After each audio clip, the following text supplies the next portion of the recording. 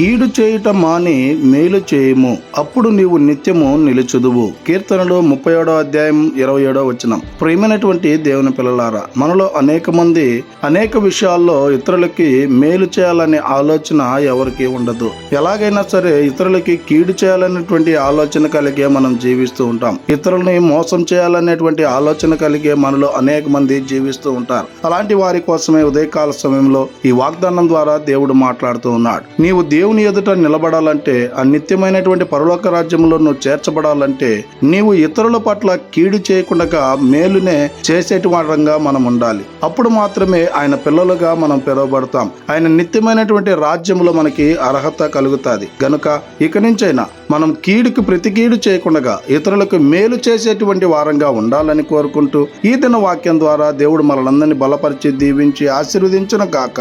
ఆమేన్. ప్రార్థన. మమ్మల్ని మిక్కిలిగా ప్రేమిస్తున్న ప్రియ పరలోకమందున్న మా తండ్రి, మీకే కోట్లాది వందనాలు, స్తుతి స్తోత్రాలు ప్రభా. ఈ ఉదయకాల సమయంలో ఈ వాగ్దానం ద్వారా మీరు మాతో మాట్లాడినందుకై వందనాలు ప్రభా. ఈ వాక్యాన్ని ఎవరైతే విని ఉండారో వారందరి జీవితాల్లో మీ అద్భుత కార్యాన్ని కనపరచమని ప్రార్థన చేస్తున్నాం ప్రభా.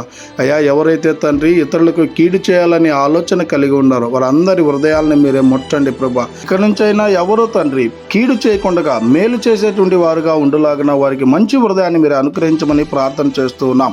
అయ్యా, ఇది నాన్న ప్రయాణాలు చేస్తున్నటువంటి వారి కొరకై, ఇది నాన్న నూతనమైనటువంటి పనులు ప్రారంభిస్తున్నటువంటి వారి కొరకై, ఇది నాన్న తండ్రి పనులు చేస్తున్నటువంటి వారి కొరకై ప్రార్థిస్తుండగా వాళ్ళ ప్రయాణాల్లో వాళ్ళ పనుల్లో మీరే తోడై ఉండి నడిపించమని ప్రతి బిడ్డను మీ కృపగల హస్తాలకు అప్పచెప్పుకుంటూ మీ కృపని కోరుకుంటూ యేసుక్రీస్తు పరిశుద్ధ నామమున అడిగి మరి ప్రార్థిస్తూ వేడుకుంటున్నాము తండ్రి.